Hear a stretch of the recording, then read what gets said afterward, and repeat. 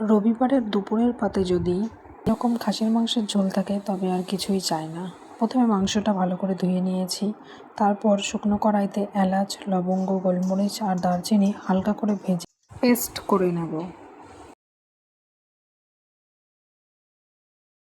এরপর কড়াইয়ে তেল দিয়ে তেলটি গরম করে নেব।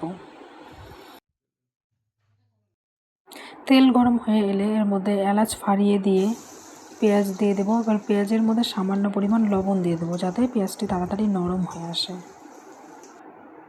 পেঁয়াজটা লালচে হওয়ার পর আদা রসুন বাটা দিয়ে এবার ভালো করে কষিয়ে নেব।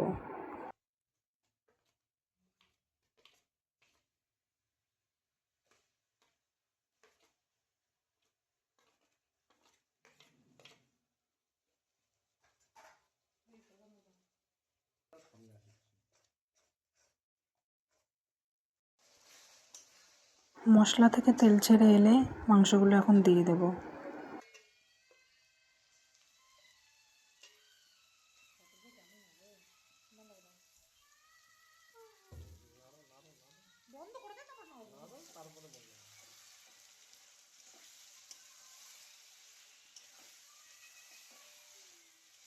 মাংসটি কষে এলে এর মধ্যে দিয়ে দেব পেস্ট করা শুকনো লঙ্কা, লবণ আর হলুদ।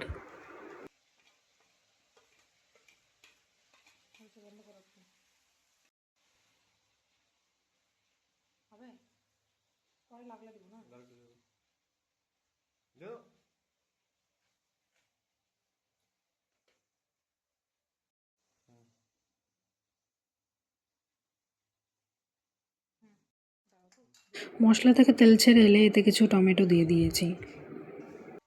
কিছুক্ষণ পর মাংসটা কষিয়ে এর মধ্যে গরম জল দিয়ে মাংসটা যখন প্রায় সেদ্ধ হয়ে এসেছে তখন টক দই দিয়ে দিই। মাংসটা যখন হয়ে আসবে তখন ওই প্রথমে পেস্ট করে রাখা যে মশলাটা ছিল সেই মশলাটা দিয়ে নামিয়ে নিলেই রেডি। অসাধারণ মাটন রেসিপি, আপনারা সবাই ট্রাই করে দেখতে পারেন।